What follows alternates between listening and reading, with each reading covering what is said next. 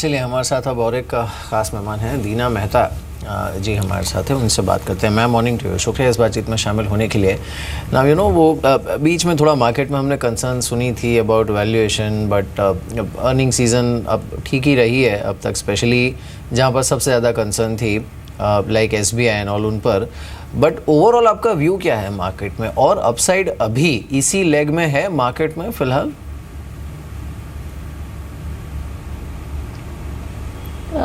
देखिए, अपसाइड तो ज़रूर होनी ही चाहिए, क्योंकि बहुत सारे जो गवर्नमेंट के इनिशिएटिव्स है उसकी अभी कोई असर हमको कंपनियों पर दिखी नहीं है।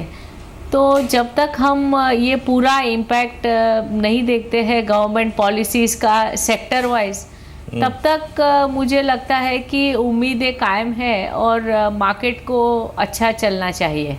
लेकिन मैडम एग्जैक्टली ये भी बात है कि इस बड़े मूव को, आई मीन स्पेशली ब्रेक्जिट के बाद से लेकर अब तक के इस मूव को हमने शायद एक लिक्विडिटी से ड्रिवन रैली का एक तमगा दिया है कि भाई पैसा आ रहा है तो बाजार चल रहा है, बाजार फंडामेंटल्स को बहुत नहीं देख रहा है। ये लिक्विडिटी ड्राई हो जाए, मैम पैसा थोड़ा सा आना कम हो जाए, इंडियन मार्केट्स को कम चेस करे, इस बात की पॉसिबिलिटी नियर टर्म में आपको लग रही है?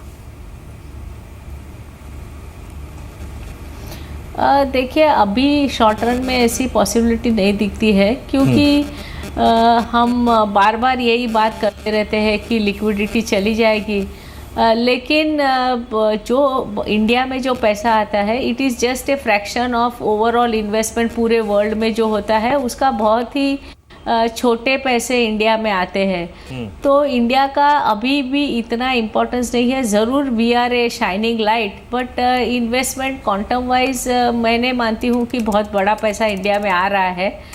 तो ऐसा कोई बड़ा डर नहीं लग रहा है कि हमारे यहाँ से लिक्विडिटी कम हो जाएगी।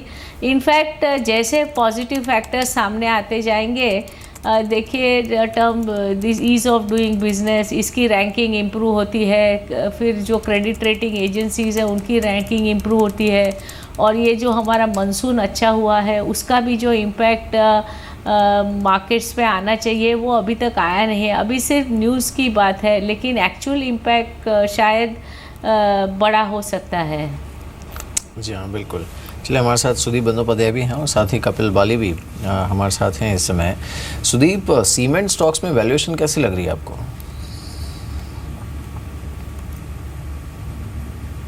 करीब लास्ट एक सवा साल से ओवरऑल जो एनवायरनमेंट बन रहा है, जो सरकार का फोकस है, उसके चलते हम लोगों को लगता है कि सीमेंट में डिमांड बहुत अच्छा रहेगा आने वाले दिनों में भी।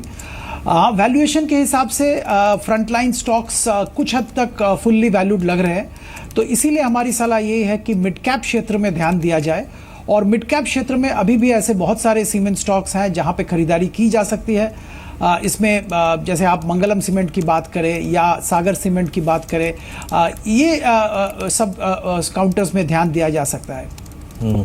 इस बीच आज BHEL स्ट्राइक करता हुआ 142 पे, और ये जुलाई अंत में या फिर ऑलमोस्ट अगस्त के मिड में जो शुरुआत में जो फॉल देखा हमने, उसमें सबसे ज़्यादा पार्टिसिपेट इंडेक्स में शुमार काउंटर में इसी नहीं किया था। लेकिन जी एग्जैक्टली कैपिटल गुड्स पे आपका कॉन्फिडेंस कितना है मैम? हमें आप देखिए L&T ने Q4 नंबर्स के बाद क्या डिसेंट मूव दिया था। मीनवाइल BHEL ने एटलीस्ट स्टेबल होने की कोशिश करी। ABB cements they are doing well. Capital goods पे मैं आपकी राय क्या है इस वक्त? क्या इस वक्त ये प्राइसेस एंट्री के पॉइंट्स के लिहाज से ठीक हैं, वाजिब हैं?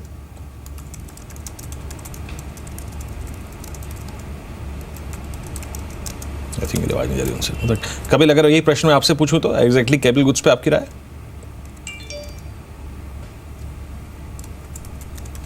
देखिए, मेरे ख्याल से कैपिटल गुड्स में अच्छा जो प्रोडक्शन साइड में तो थोड़ी वीकनेस देखी गई है, और लेकिन उसके चलते जो इकनॉमी में जिस तरह से अगर बेनिफिट्स और पॉजिटिव आता है तो इसका डायरेक्ट इम्प्लीकेशन तो कुछ बड़े जो उनके स्टॉक्स हैं इस स्पेस में उस पर डेफिनेटली रब ऑफ करेगा। अब ये प्रोडक्शन कैसे इसमें इंक्रीज़ होता है over the next few quarters, ये देखने वाली बात है। और इसका भी रिलेशन H2 में जो उम्मीदें हैं कि ये कंजम्पशन बढ़ेगा, और उसके बाद जो इंजीनियरिंग स्पेस में और EPC में भी कॉन्ट्रैक्ट आना चाहिए, और जो ग्लोबली भी इसकी जो इम्पैक्ट है अगर वो पॉजिटिव रहता है तो ये स्पेस में है, बट इसमें थोड़ा वेट एंड वॉच अभी हो सकता है। बिल्कुल, चलिए कपिल, शुक्रिया हमारे साथ इस बातचीत में शामिल होने के लिए। Thanks for joining us. इस बीच आज से आरबीएल बैंक का इशू भी ओपन हो रहा है। अगर साइज़ बहुत बड़ी नहीं है, लेकिन दीना मैम, ये जो प्राइमरी मार्केट है उसमें हमने रिसेंटली जिस तरह के इश्यूज़ देखे हैं, अब आज इनफैक्ट आरबीएल का इशू भी ओपन हुआ है। आपका व्यू क्या है प्राइमरी मार्केट पर?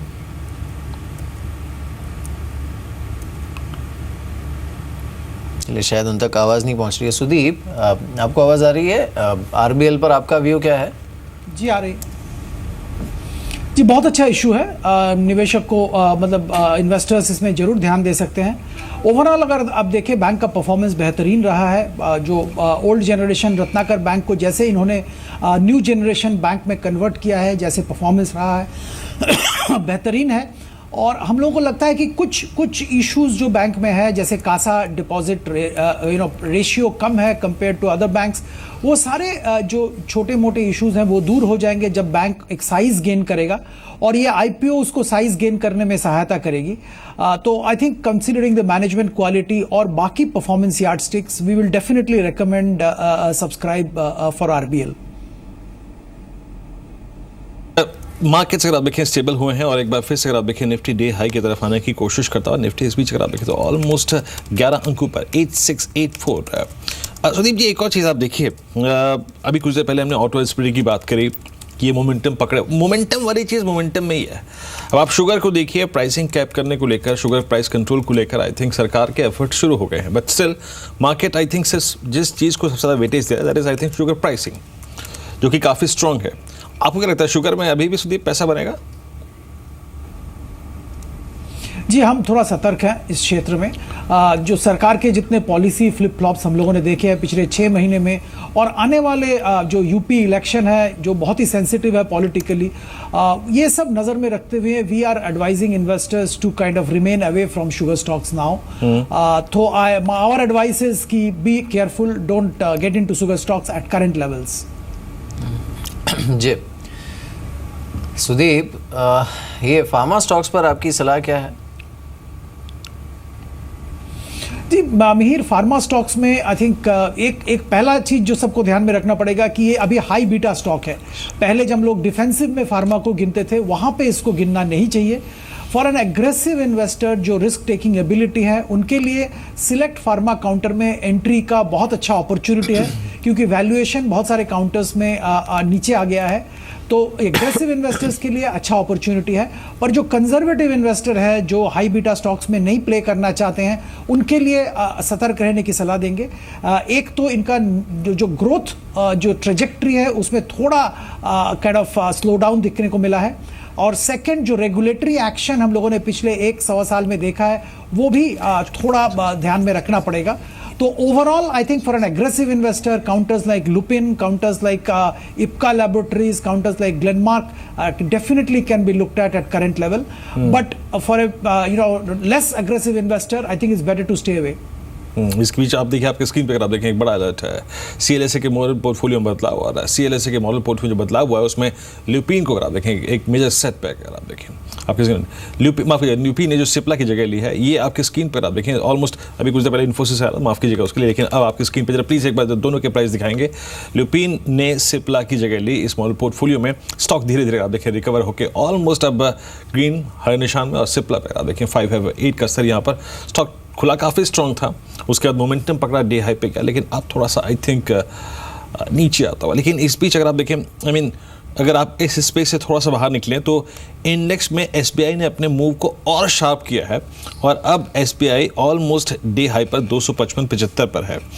दूसरे पायदान पे बैंक ऑफ बड़ौदा, तो पूरा का पूरा जो ये पीएसयू बैंक बास्केट है ना, वो वाइब्रेंट है इस वक्त, स्ट्रॉन्ग मूव दे रहा है। और सीमेंट में जो कल कहानी शुरू हुई थी एक बार फिर से तेजी की, वो अभी भी कायम 277 के स्तर पे, लगभग 2% ऊपर। अल्ट्राटेक सीमेंट, बीएचएल, एनटीपीसी, ये स्टॉक्स काफ़ी ठीक ठाक कर रहे हैं। लेकिन सुदीप, सबसे बड़ा चैलेंजिंग एनवायरनमेंट, या फिर अगर आप देखें बुरी स्थिति कहीं लग रही है, तो वह है आईटी बास्केट। आप इन्फोसिस को देखिए, आप टीसीएस को देखिए, आप एचसीएल टेक्नोलॉजीज को देखिए, आप विप्रो को देखिए, ऐसा लग रहा है कोई इंटरेस्टेड ही नहीं है इन प्राइसेस में, इन स्टॉक्स में।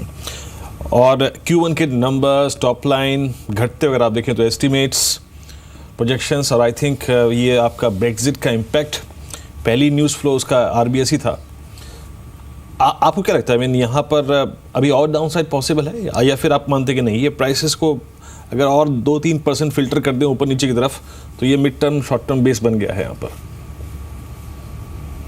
जी बिल्कुल सही कह रहे हैं आप। हम लोगों को लगता है कि इन्फोसिस जैसे आई थिंक एक लो लेवल पकड़ लिया है, और टीसीएस बाकी काउंटर्स में भी एक अच्छा डाउनवर्ड मोमेंटम देखने को मिला है।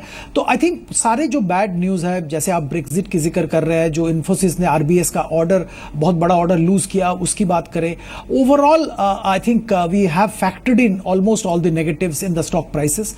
पर एक चीज यहाँ पे ध्यान रखना पड़ेगा कि ऐसा कोई ग्रोथ ड्राइवर भी इन काउंटर्स में नहीं है जो कि इनको नेक्स्ट लेवल पे इमीडिएटली ले जाएगा। तो यहाँ पे for a long term investor जिनका नजरिया 1 साल प्लस है, वो जरूर नीचे के लेवल पे खरीदारी कर सकते हैं, पर शॉर्ट टर्म निवेशक के लिए अभी भी इन काउंटर से दूर रहने की सलाह ही हम देंगे। जी चलिए, तो फिलहाल यहाँ से दूर ही रहना चाहिए थोड़ा आपको। वैसे भी इनफैक्ट कल या परसों एक बयान में पढ़ रहा था कि आईटी स्पेस के लिए दूसरा जो बड़ा खतरा या फिर ट्रिगर होगा वो एक्चुअली यूएस में इलेक्शंस होंगे। उससे पहले डोनाल्ड ट्रंप को लेकर हवा जितनी बनेगी या बढ़ेगी, वो एक अपने आप में एक बहुत बड़ा नेगेटिव पूरे आईटी स्पेस के लिए साबित हो सकता है। एक और स्पेस सुदीप जिसमें काफ़ी मूवमेंट हमने देखा है, शुगर स्टॉक्स। शुगर में अब भी खरीदारी की गुंजाइश है? नहीं, मैं जैसे पहले थोड़ी देर पहले जिक्र कर रहा था, हम लोगों को लगता है कि शुगर में थोड़ा सतर्क रहना चाहिए। एक तो बहुत सारे पॉलिसी फ्लिप फ्लॉप्स पिछले 6 महीने में हमने देखा है, और दूसरी बात है यूपी में इलेक्शन आ रहा है, तो पॉलिटिकली बहुत ही सेंसिटिव स्टेट है, और यूपी में शुगर का एक बहुत बड़ा प्रोडक्शन मैन्युफैक्चरिंग का बेस है। तो और ये सब कंसिडर करते हुए हम लोगों को लगता है कि निवेशक को थोड़ा शुगर काउंटर से करंट लेवल में दूर ही रहना चाहिए। इस बीच एक बार फिर से थोड़ा सा मैं मिड कैप में चलता हूँ और थोड़ा सा कुछ इंटरेस्टिंग स्टॉक्स आपको दिखाता हूँ जहाँ पर मूव काफ़ी अच्छे खासे हैं। सुदीप की राय भी लेते हैं उस पर। एक आप पहला स्टॉक देखिए जिसमें काफ़ी डिसेंट मूव है, हुआ है अबान ऑफशोर 223 के स्तर पे 4.25% ऊपर। आई थिंक क्रूड का कल का पुल बैक आई थिंक इसको ड्राइव करता हुआ। Then Ambuja Cements, Bajaj Hindustan Sugar space अगर आप देखें पूरा का पूरा अच्छा हुआ है। बीओबी, बलरामपुर चीनी, शुगर अगेन।